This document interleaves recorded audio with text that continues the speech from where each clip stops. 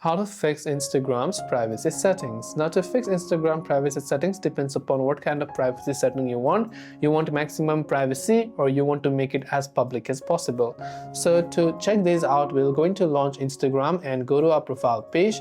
Tap the three lines icon from the top right hand side. The very first thing we're going to check is whether we have a private or public account. So if we go to account privacy, you can see I have a private account because I want it to be private. If you want a public, you can simply turn this toggle off. You can scroll down and you can see how others can interact with you. You can choose various options like for messages, tags, comments, sharing, restricted, limit interactions, hidden words, or following and inviting friends.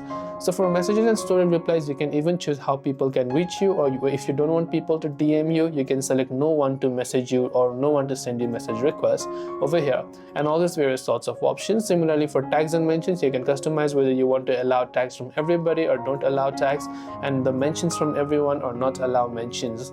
And this way you will be able to go ahead and then fix your privacy settings. Hope this video helped you out. Thanks for watching. Please subscribe for more tips and tutorials such as these.